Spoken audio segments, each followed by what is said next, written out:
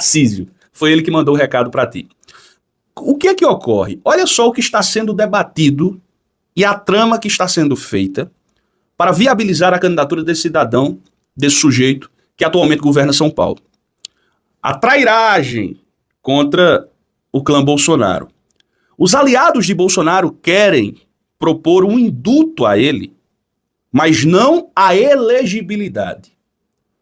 Ele ficaria preso, aí eles apostariam numa vitória na eleição presidencial, aí Bolsonaro receberia o indulto, contudo, continuaria inelegível. E isso estaria sendo debatido pelo Tarcísio, pelo Caiado, pelo Ratinho, pelo Zema e por outros governadores da extrema-direita. Esses outros que cito não têm viabilidade eleitoral. Será que o Bolsonaro vai concordar com isso? Como ele é medroso, covarde e não tem coragem de enfrentar a justiça, ele não tem coragem. Ele é frouxo. Bolsonaro é frouxo. Não duvidem se ele aceitar esse acordo. Bolsonaro, alô Carluxo, olha aí o que estão aprontando pro teu pai, Carluxo. Solta. Tem um detalhe técnico que é importante. O indulto ao Bolsonaro não revoga a inelegibilidade dele. Deixa ele com as coisinhas dele. Cheguei no ponto que eu queria, tá? Uma pessoa... Tem uma boa fonte aqui. Uma pessoa virou para mim e falou assim, o indulto, tudo bem, mas nem Tarcísio, nem Ratinho, nem Ronaldo Caiado, ninguém vai querer reverter a inelegibilidade de Bolsonaro, porque o Bolsonaro vai lá e se candidata na eleição seguinte.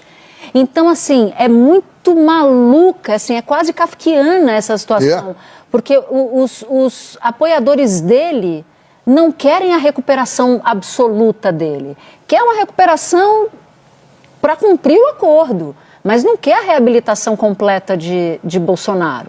Então você não pode olhar para o lado, né? Bolsonaro tem que começar a andar olhando para todos os lados do próprio entorno. Isso deve ser muito angustiante numa situação. Olha só o que o Lindbergh diz. A anistia é inconstitucional e abriria uma grave crise institucional no país, diz Lindbergh Farias. O apoio à proposta de anistia aos envolvidos nos atos golpistas de 8 de janeiro de 2023 acendeu o sinal de alerta na base governista da Câmara dos Deputados. Em entrevista ao jornal o Globo, o líder do PT na casa, deputado Lindbergh Farias, afirmou que um mapeamento interno identificou cerca de 200 parlamentares dispostos a votar a favor da proposta, o que, segundo ele, pode abrir uma grave crise institucional. A estimativa inclui deputados de perfil conservador e alinhados a Jair Bolsonaro, que, segundo Lindbergh, estariam motivados, sobretudo, por cálculos eleitorais. Disse ele, os deputados acabariam votando de acordo com as eleições do ano que vem, porque o deputado conservador não quer perder o seu eleitor. E péssimo dia aí para o senhor Jair Messias. Os advogados brigaram aí com o Bolsonaro depois do tanto de asneira que ele falou ontem. Ele tinha sido ali orientado pelos advogados a ficar quieto depois de ser tornado réu. Ele tinha dito aí a seus apoiadores e a seus aliados, isso fez chegar em todo o bolsonarismo, que ele estaria frente a frente com os ministros do STF no momento ali em que seria tornado réu. Porém, não foi, com medo de ser preso, e ainda fez um vídeo chorando com a Damares, o que fez com que vários aliados, eu mostrei aqui nos últimos vídeos, ficassem furiosos com o Bolsonaro. E a menção positiva aí do dia de ontem, que já foi péssimo para ele, foi o Fabiano Trompetista, que, enquanto o Bolsonaro dava entrevista, tocou a música aí do Madeirada, que é Tá na hora do Jair e Jair ir embora. E o Bolsonaro ficou com carinha de bunda, ó.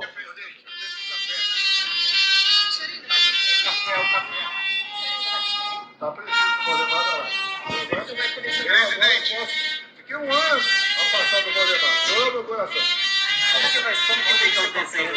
O trompetista também tocou uma marcha fúnebre enquanto falava o Bolsonaro e viralizou aí em todas as redes, até a imprensa entrevistou aí o Fabiano Trompetista. Parabéns a ele. Inclusive o Janones entrou aí com um pedido aí para fazer uma moção de palmas ao trompetista por escrachar aí o Bolsonaro. Pois bem, E o STF fica aí vendo se prende o Bolsonaro ou não. Agora a pressão aí para que se prenda o Bolsonaro, ou no mínimo coloque-se uma tornozeleira eletrônica nele, é maior do que nunca, porque já se percebe aí que o que vai dar a direção desse processo penal aí contra os golpistas é todo mundo tentando negar a participação própria, e aí falando, não, mas se participei, estado de sítio, estado de defesa, essas coisas não eram golpe, e o preparativo também não é golpe, preparar uma coisa dar o golpe é outra, que são argumentos aí que já foram amplamente rechaçados aí por inúmeros especialistas, e aí, na terceira que eles usam os três argumentos ao mesmo tempo, e mesmo assim, se era golpe, se era crime, só fiz porque o presidente da República mandou. Não tem essa. Então todos já disseram aí que se fizeram algo foi a mando de Jair Messias Bolsonaro. Tá difícil pro Bolsonaro, ele costuma deixar todo mundo aí pelo meio do caminho, agora todos deixaram ele pelo meio do caminho. Deu ruim, viu? Deu bem ruim aí pro Bolsonaro. E não podemos deixar de falar do papel vexatório, vexaminoso aí, vexame da imprensa em tentar salvar o Bolsonaro. Essa foi a capa da Folha e do UOL hoje, tá bom? Folha do jornal e o UOL ficou aí a manhã inteira. O Globo foi na mesma linha, tá? Fux abre caminho para questionar delação de Cid e rever penas 8 de janeiro. O Globo foi bem parecido. Análise, julgamento que tornou o Bolsonaro réu trouxe spoiler de discussões que vão marcar o processo da trama golpista e falam, obviamente, do voto do Fux. O Fux primeiro, ele votou a favor de tudo, ele fez umas ressalvas, mas votou a favor de tudo. Todas as votações acabaram 5-0, tá? Ele só fez ressalvas. Se ele mudar o voto, aí é 4-1. Então como é que isso vai marcar o julgamento? 1 de 5. Essa é a imprensa, tentando aí dar um peso gigantesco, quase como se o Fux fosse maioria, sabe?